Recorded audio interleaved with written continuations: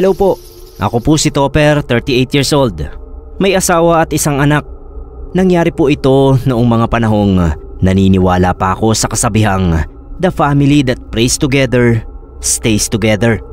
Ito ang isa sa mga rason kung bakit pinangilagan ko ang kahit anong uri ng simbahan. Bukod sa sementeryo, ay simbahan daw ang isa sa pinaka nakakatakot na lugar ayon sa aking namayapang Tito Froilan. Isa daw kasi ang simbahan sa dinadaanan ng mga namayapa na at malamang ay ilang hindi matahimik na kaluluwa. Madalas kaming magsimba nun. Tuwing linggo ang punta namin ng anak at asawa ko. Yun kasi ang araw na pareho kaming walang trabahong mag-asawa. Nasa kalagitnaan na noon ng misa nang bigla kong makita yung lalaking nakahubad. Ang putla niya, Sir Neb. Palakad-lakad. Hindi pinapansin ng mga tao.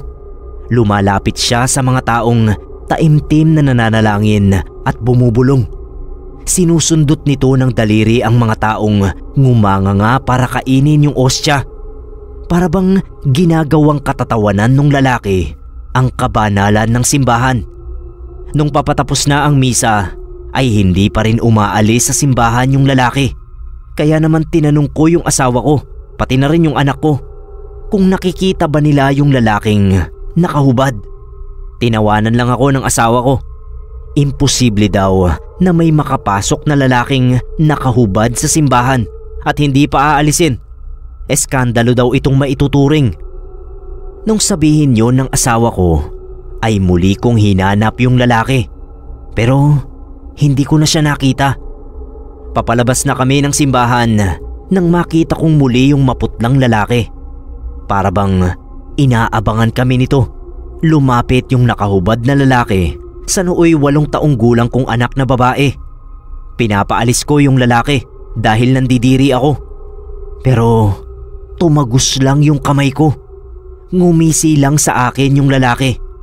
Iniisip siguro niya na walang silbi ang ginagawa ko dahil hindi ko siya maitataboy. Nung tuluyan na kaming makalabas ng simbahan, ay tumigil na sa pagsunod at pagbulong yung lalaki sa anak ko.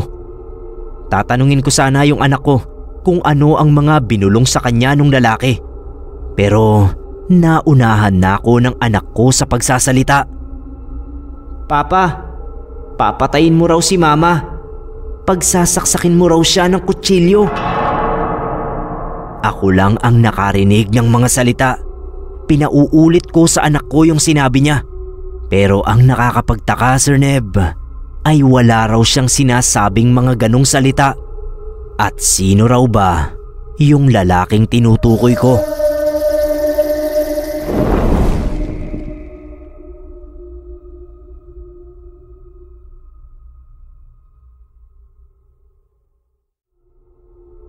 Hindi ko malilimutan itong karanasan kong ito noong elementary student pa ako.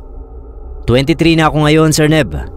Pero parang kahapon lang nangyari ang kababalaghan sa buhay ko. Egbert na lang ang itawag nyo sa akin. Taga Bulacan po ako at nagtatrabaho bilang factory worker. Grade 6 na ako nung mangyari ito. Maaga pa lang ay gumigising na ako para hindi malate sa eskwelahan. Pero nung time na ito ay tinanghali ako ng gising. Nasa tricycle pa lang papuntang eskwela ay tinanggap ko na malilate ako sa unang subject. Naglalaban na yung isip ko kung magkakating class na lang ba ako para hindi mapahiya ng terror teacher ko sa math o susugal na baka malate din si ma'am. Sa bandang huli ay nanaig ang awa ko sa mga magulang ko. Kaya tinuloy ko ang pasok ko.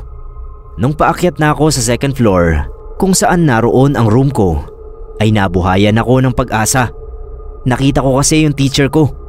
Mabagal na naglalakad at parang hapong-hapo. Ngingisi-ngisi pa akong binati ng good morning si ma'am. Pero hindi niya ako binati pabalik. Aalukin ko sana si ma'am na ako na lang ang magdala ng mga gamit niya. Nang mapansin kong wala siyang dala kahit isang gamit. Bagay na katakataka sa akin. Dahil kahit na terror si ma'am, ay masipag siyang magturo at laging may dalang mga kartulina o di kaya ay Manila paper. Dahil hindi naman ako pinansin ni ma'am at wala naman itong dalang gamit, ay inunahan ko na siya sa paglalakad. At least hindi ako mamamarkahan ng late pagdating niya sa classroom. Malapit na ako sa classroom nang lingunin ko ang hapong-hapong si ma'am. Wala na siya sa hallway ng second floor. Natakot ako. Bumilis yung tibok ng puso ko. May parte ng utak ko na nagsasabi na si ma'am ang nakita ko sa hallway. At may parte rin namang nagsasabing hindi yun si ma'am. Pero nasaan nga ba si ma'am? Namali ba siya ng classroom na napasukan? Sa paglalakad ko papunta sa classroom namin ay nalaman ko ang sagot at bigla akong ginapang ng kilabot. Naroon kasi sa harap ng classroom si ma'am. Abala na sa pagtuturo. Alam kong marami na ang naituro niya dahil nakafocus na yung mga kaklase ko sa lesson. Pagkatapat ko sa pinto ay halos maihi ako sa pagkagulat nang tawagin ako ni ma'am. Tumingin si ma'am sa wall clock ng classroom. Sinabihan niya ako na umupo na. Hindi ako pinagalitan ni ma'am dahil na-late ako.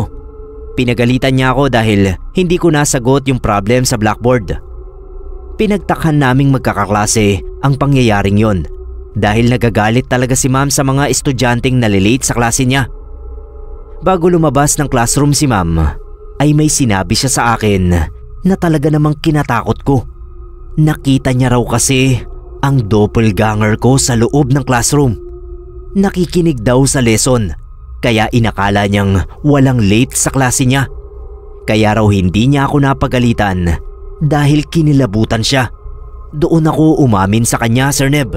Sinabi kong nakita ko rin ang kamukha niya sa hagdan. Nakasabay ko pang umakyat kanina. Akala ko nga ay hindi ako late. Pero sabi ko, napansin ko rin na walang dalang gamit. Kaya naisip ko na hindi yon si ma'am. Pagkasabi ko noon ay nakita kong namutla si ma'am. Sinabi niya sa akin na mag-iingat daw kami lagi sa pagpasok sa school at pati na rin sa pag-uwi. Baka raw kasi mapahamak kami. Mabuti na lang at may awa ang Diyos, Sir Neb. Kaya wala sa aming nangyaring masama sa mga sumunod na araw, linggo at buwan.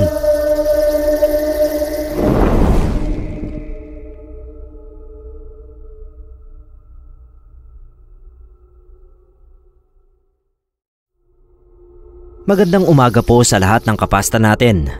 Elmer po ang pangalan ko. Noong kabataan ko, lumipat kami sa isang bayan sa may Kamsur. Kung tama pa rin ang pagkakatanda ko dahil yon sa trabaho ni Papa. Halos 5 taon din kami doon lumagi hanggang sa umabot nga ako sa high school at lumipat ulit kami. Mga 1 taon na kami sa Kamsur nang maging sakristan ako sa lokal na simbahan doon. Sa simbahan na yun ko naranasan itong bagay na gusto kong ibahagi sa inyo. Si Father Kaloy ang pare sa simbahan. Mga 3 months sa serbisyo ko sa pagiging sakristan, inimbitahan kami ni Father sa bahay niya na nasa likod ng simbahan. Naibenta kasi yung patabaing baka ni Father, kaya nilibre niya kami ng hapunan. Nasa mesa kami lahat, nagkukwentuhan habang kumakain. Ilang saglit, naramdaman ko na parang may kumakagat sa mga daliri ko sa paa. Sumilip ako sa ilalim, pero wala naman. Ilang beses ko yung ginawa pero hindi ko makita kung sino ba yung kumakagat sa mga daliri ko. Kapag sumisilip ako, naririnig ko na may mga maliliit na boses na humahagik-hik. Nung matapos ako, dinala ko sa lababo yung plato at kutsarang ginamit ko. Imbis na bumalik, dumiretso ako sa banyo para umihi. Pagpasok ko, Sir Neb, para akong nanigas na estatwa. Doon kasi sa ibaba ng inidoro, may mga maliliit na nilalang na kulay puti yung suot. May matataas na sombrero. Tumatawa silang lahat. Tumakbo ko palabas sa takot. Hinanap ko si Father. Nakita ko siya sa may balkonahe. Sinabi ko sa kanya yung mga nakita ko. Doon na umamin sa akin si Father Kaloy na ang mga duwende raw na yon ay mga alaga niya. Sinamahan niya ako sa gilid ng simbahan, sa tabi ng punong mangga may tumpok ng lupa. Isa raw yung nuno sa punso na tirahan ng mga duwending alaga niya. Lumapit kami at laking gulat ko nung magsilabasan yung mga puting duwende. Ang liliit ng boses nila at laging tumatawa. Sabi ni Father, alam niya raw na hindi tayo dapat naniniwala sa mga ganun. Pero nung araw daw na nakita niya yung mga nilalang na yun, ay wala na raw siyang nagawa. Hindi niya raw alam kung mapaparusahan ba siya dahil doon. Pero bahala na raw. Marami raw talagang bagay ang hanggang ngayon ay hindi talaga natin maipapaliwanag lahat. Wala raw sana siyang balak na sabihin yon sa amin. Pero wala na siyang choice. Kasi nga nakita ko yung mga duwende doon sa banyo.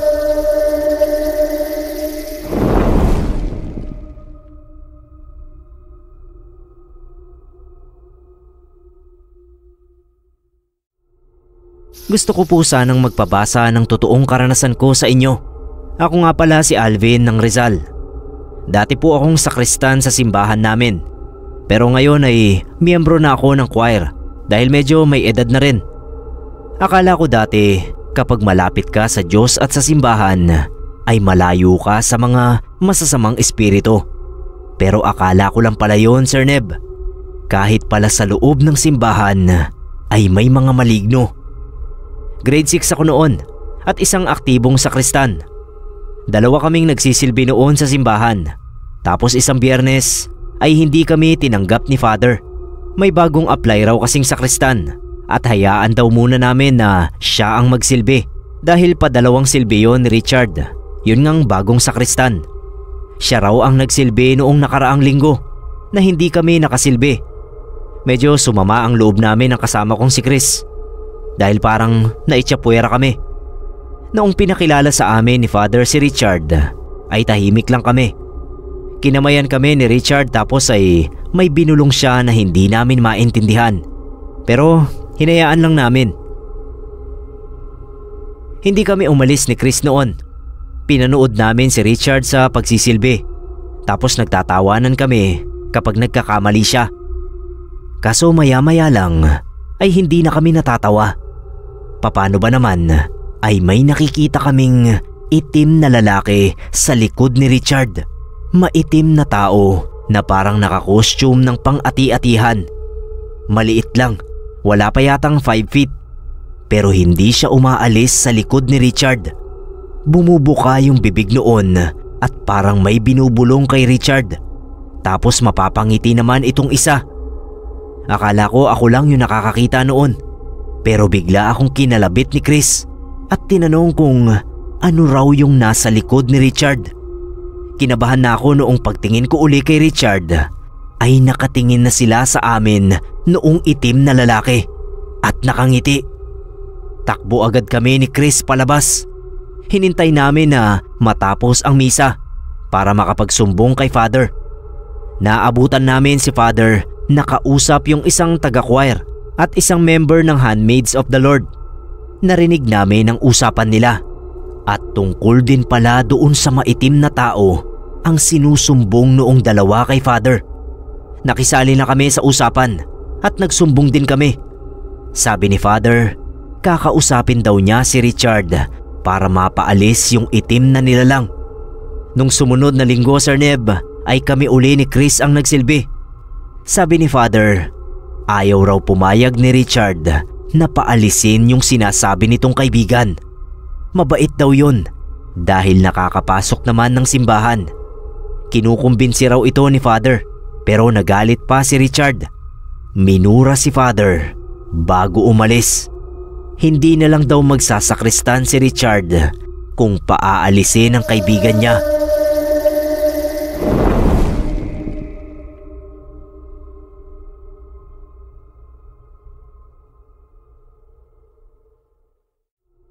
Ang hindi ko malilimutang experience noong high school ako ay hindi tungkol sa crush ko o manliligaw. Tungkol ito sa nakita naming malaking paniki isang gabi ng United Nations Day. Hi Sir Neb, ako po pala si Melissa. Lisa for short. Magsishare lang po ako ng horror story tungkol sa dati kong school. Nag-ikot-ikot na lang kami noon sa campus at tinatry ang mga booth ng mga estudyante. Sobrang saya na sana ng gabing yon. Pero may mga senior na busy sa ikatlong palapag ng main building. May kung ano silang sinisilip sa isang puno ng nyog na nasa may garden. Umakyat pa talaga sila sa third floor para lang mas malinaw yung makita. Kami naman na curious na rin ay umakyat na rin sa third floor para makiusisa. Buti na lang talaga at casual lang ang suot ko noon dahil magkakatakbuhan pala kami once na maaninag namin kung ano ang nasa puno ng niyog. Isa siyang malaking paniki, as in sobrang laki. Mas malaki pa yun halos sa pinakamaliit kong kaklase na kung hindi ako nagkakamali ay 4'7" ang height. Nakayakap yung paniki sa katawan ng niyog. Hindi yun kaagad mapapansin kung hindi tatamaan ng ilaw na nagmumula sa program. Yun bang ilaw na umiikot-ikot? Wala pa kaming mga cellphone noon kaya hindi nakuhanan ng picture yung malaking paniki. Pero ang nakakatakot doon, may parang buhok ng kabayo yung paniki. Yun bang gumagapang sa batok?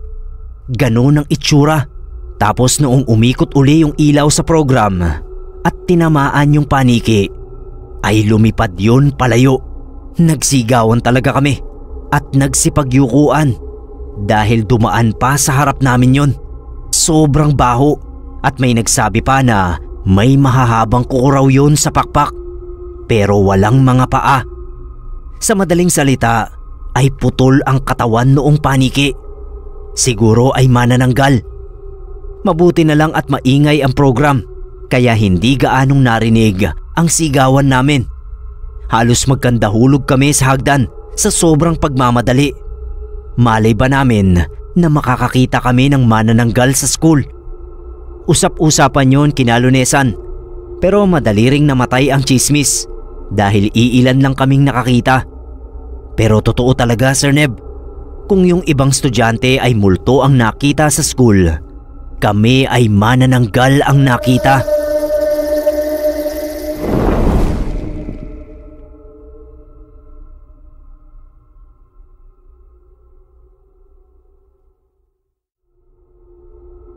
Ang pangalan ko po ay Reggie. 3 years na akong listener ng channel nyo. Ito po kasi ang ginagawa kong background music kapag may mga tinatapos akong schoolwork. Bali noong high school kami, may nangyari sa room namin na hanggang ngayon ay talagang pinag-uusapan pa rin namin ng mga kabatch ko. Yung room kasi namin nasa pinakadulo ng hilera ng mga rooms ng 4th year. Yung likod ng room namin, puro mga puno at matataas na damong bihira lang matabas ng mga janitor. May meeting noon yung advisor namin. 4:00 na, naghihintay na lang kami na tumunog yung bell. Habang naghihintay, naisipan ng mga babae naming kaklase na maghabulan doon malapit sa may mga puno. Una, naririnig namin sila na nagtatawanan. Ilang saglit pa, may narinig na kaming mga sumisigaw. Siyempre takbuhan agad kami palabas. Tapos diretso doon sa likod kung nasaan yung mga babae naming kaklase. Hindi ko talaga malilimutan yung nakita ko noon Sir Neb. Lumulutang yung 3 naming kaklase sa ere. Tapos yung mga mata nila, walang itim. Nag-iiyakan yung iba nilang kasama. Kami naman, tulala lang. Tapos unti-unti silang bumababa sa lupa. Nung bumagsak sila, doon na nagwala yung 3. Kaming mga kalalakihan tumulong na sa pag-awat sa kanila. Sobrang lakas nila na kahit 5 na kaming humahawak doon sa kaklase namin, nagagawa niya pa ring igalaw yung mga kamay at paa niya. Ang nakakatakot pa roon, nagsasalita sila sa boses na parang pangmatanda. Nung dumating yung advisor namin, kasama niya na yung ibang teachers namin. Pinakuha nila yung mga rosaryo tapos Biblia sa office. Habang nakahiga yung 3 naming kaklase, nagdarasal kaming lahat. Hindi pa rin sila nagpapaawat sa pagwawala, kaya pinatawag na si Father sa kalapit na simbahan. Bago dumating si Father, medyo kumalma na rin yung mga kaklase namin. Pero nung dumating na siya, winisikan niya ng holy water yung mga kaklase namin Tapos nagsimula na siyang magdasal. Kitang-kita ko na parang may itim na usok na lumabas sa mga bibig nila. Tapos biglang nawala at maya-maya ay nawalan sila ng malay.